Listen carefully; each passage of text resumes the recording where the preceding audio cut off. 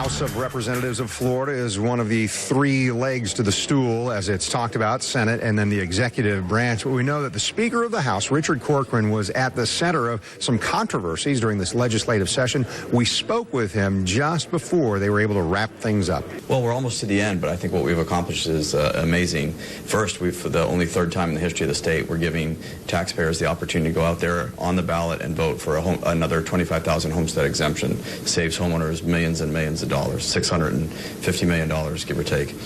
We also did not raise their property taxes. For the second year in a row, we've paid for the required local effort, which means they're not going to see an increase in their property taxes to pay for schools. We took care of that for them.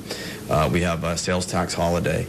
We have the highest amount in reserves ever, and we added recurring for the first time so that our outlooks years look great for our kids and our grandkids. So it's been an amazing budget, so hopefully we'll bring it to a close. Yeah, there's still speculation that after we get to that spot that the governor's veto pen could work over your budget. How do you feel about that? I don't think so. I think there's, he's always, in which we applaud him. I always tell the governor when it comes to the pork barrel projects that get put into the budget, veto boldly, go forth and veto boldly, I would tell them. But the substantive policy that we passed is really a landmark policy, pay raises including the pay raises for state employees, protecting our pension fund in the long term, pay raises for teachers across the board for the most part for our highly effective and effective teachers, in addition to bonuses for our best performers and principals.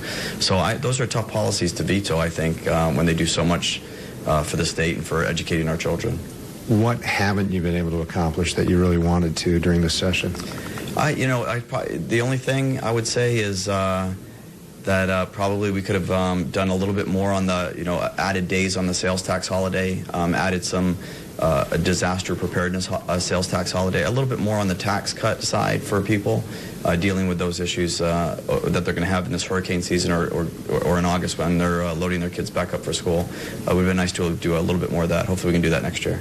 The governor, when he made his proposal and the things that were priorities to him, certainly talked about tax cuts. Not all of those have been implemented or brought into what the Senate or the House has agreed on. Why not? Why not more on those tax cuts that he wanted? Well, the thing is, he paid for his tax cuts with a tax increase, and we didn't want to do that. We said we're not raising people's taxes. So what he did is raise, almost $550 million on people's property taxes to come up with the tax cuts that he had. What we did is do over $600 million in tax cuts without raising anyone's property taxes. So we liked our system better. I don't think robbing from Paul to pay Peter is a good way to, and then claim tax cuts. We did a legitimate over $600 million worth of tax cuts, plus we have the homestead exemption going on the ballot in 18, which would be another $650 million worth of tax cuts. You talked about wanting to be very transparent and to change the culture here in Tallahassee when it comes to transparency.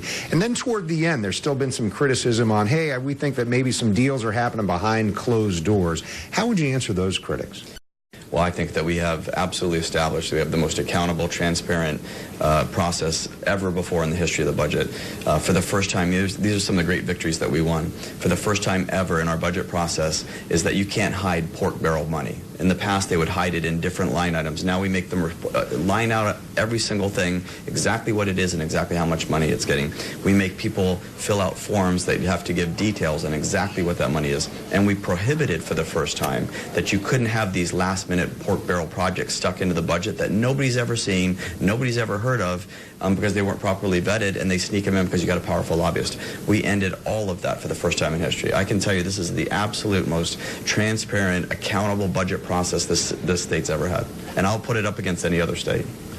And when we talked a couple of months ago, just going into the start of the session there in March, there were some questions about your relationship with Governor Scott, and at the time you said, we are friends, we've been friends, at the end of this, we'll still be friends. How's your relationship there with the chief executive of the state? I'd say it again, exact same. Governor Scott's been a friend, I still consider him a friend, and I'm sure we'll be friends in the future.